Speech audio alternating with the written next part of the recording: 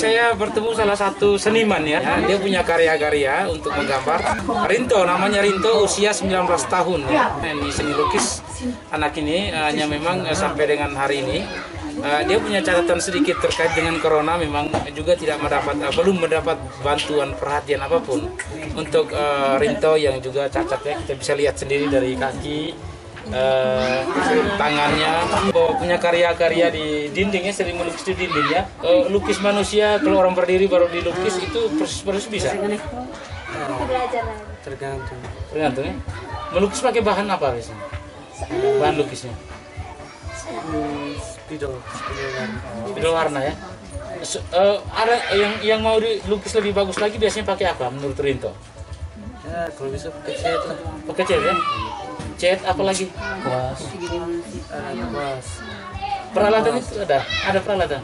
Ya, sudah. Dia punya kemampuan bagus, hanya memang kesulitan di peralatan, dan memang ini soal perhatiannya sampai hari ini, dan juga corona pun belum mendapat perhatian untuk Rinto yang juga menderita cacat ya dari lahir ya ini. Kelas berapa ya? Kelas 4 SD ya. Sampai kelas 4 SD saja dia sekolah di Ngedukelu, Kota Bajawa ya. Kota Bajawa, lalu berhenti putus sekolah. Nah sekarang dia kembali ke kampung halamannya dan juga bergabung kembali dengan masyarakat dan keluarga besar, tetapi juga sambil terus ya melanjutkan bakat kreativitasnya di dunia gambar dan juga lukis. Namun mengalami kesulitan karena memang peralatan prasarana kurang didukung ya, belum ada perhatian untuk Rinto ini. Dambaan anak difabel Yohanes de Brito Moti yang kini berusia 19 tahun, anak ke-6, 7 bersaudara dari pasangan pernikahan Benedictus Pavo, Ibu Yuliana Meo, warga RT 09 Dusun Borado, Kampung Borado, Desa Bomari, Kecamatan Bajawa, Kabupaten Ngada Flores, Nusa Tenggara Timur. Menoreh catatan haru. Yohanes de Brito mendambakan boleh mendapat perhatian bantuan mendapatkan sepasang kaki palsu agar bisa beraktivitas secara lebih nyaman dalam kesehariannya sebagai kaum difabel di kampung halamannya, Borado, Kabupaten Ngada Flores. Rinto, sapaan hariannya. Putus sekolah di bangku kelas 4 SD Ngedukelu, Bajawa, Kabupaten Ngada, Pulau Flores. Sejak bangku kelas 1 sekolah dasar, Rinto tidak luput mencatat rekor peringkat kelas. Saat duduk di kelas 4 SD Ngedukelu, Rinto sempat menoreh juara 1 melukis hingga menyabet piala seni lukis tingkat sekolah dasar. Ditemui kru pers warisan budaya Nusantara di rumah kediamannya, Yohanes de Brito Moti, yang biasa disapa Rinto, mencurahkan dambaannya untuk bisa memperoleh sepasang kaki palsu, agar dirinya bisa leluasa menjalani keseharian hidupnya di kampung halaman. Di balik keterbatasan fisik yang dimilikinya sejak lahir, Rinto ternyata mempunyai bakat seni melukis yang lumayan membanggakan. Dengan kondisi kedua kaki dan kedua tangannya yang tidak seperti orang kebanyakan, Rinto ternyata memendam jiwa seni melukis dalam segala keterbatasan kondisi yang melingkarinya. Meski tidak didukung dengan peralatan gambar memadai guna dapat melukis karya-karya seni sesuai harapannya, dengan bermodal pena dan beberapa spidol, hari-hari Rinto dilalui dengan usahanya yang selalu mencoret-coret lukisan pada berbagai helai kertas, pada dinding kamar tidur kawan-kawan karibnya, dan juga di beranda kamar tidurnya sendiri. Rinto mengaku akan terus belajar melukis banyak hal, tetapi oleh keterbatasan yang dimilikinya, termasuk keterbatasan dukungan peralatan buat melukis, dambaan untuk mewujudkan karya-karya seni Rinto mengalami kesulitan besar untuk diwujudkannya. Dalam mimpi-mimpinya tentang hidup, tidak jarang pihak keluarga meneteskan air mata tatkala melihat Rinto menangis seorang diri di dalam kamarnya.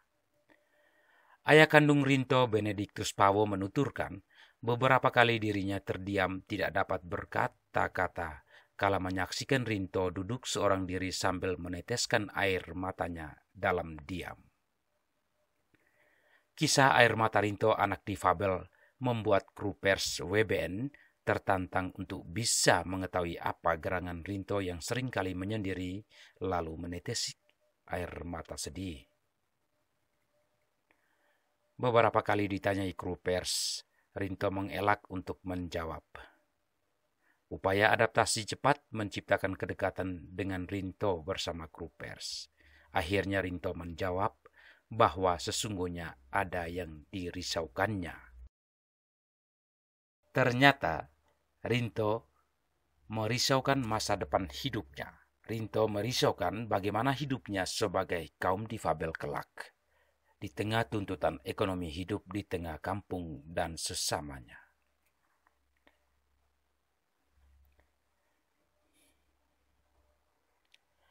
Rangkulan persaudaraan dari wartawan memang tidak dapat memberikan jawaban apa-apa, apalagi soal harapan bagi Rinto. Namun dalam rangkulan keakraban yang dibangun oleh wartawan, Rinto akhirnya membisikkan hal yang disembunyikannya dalam dambaan. Saya mendambakan bisa mendapatkan sepasang kaki palsu untuk bisa beraktivitas seperti orang lain. Untuk bisa menggambar, saya tidak mempunyai peralatan. Tetapi kalau saya memiliki peralatan, saya akan terus menggambar dan terus belajar melukis yang jauh lebih baik dari hari ini. Demikian kata Rinto kepada wartawan. Tidak disangka, Rinto memang memiliki keterbatasan fisik. Namun, nalurinya untuk hidup dan berkarya ternyata sangat bergelora, meskipun Rinto tidak tahu bagaimana menggapainya. Rinto bercita-cita memiliki sepasang kaki palsu, memiliki sebuah perkiosan kecil untuk kesehariannya. Dan di samping kios kecilnya, Rinto mendambakan bisa mendesain sebuah ruang kecil untuk dijadikan studio kecil, sebuah studio lukis ala kadar, di mana di tempat itulah Rinto bisa menuangkan seluruh pikiran dan imajinasinya dalam karya lukis gambar yang lebih bermakna untuk kehidupan. Sebuah cita-cita hidup yang sangat hebat dan menggugah siapa saja yang mendengarnya, meski Rinto tidak tahu bagaimana jalannya untuk bisa mewujudkan dambaan-dambaannya sebagai kaum difabel di tengah hiruk-pikuk dunia saat ini.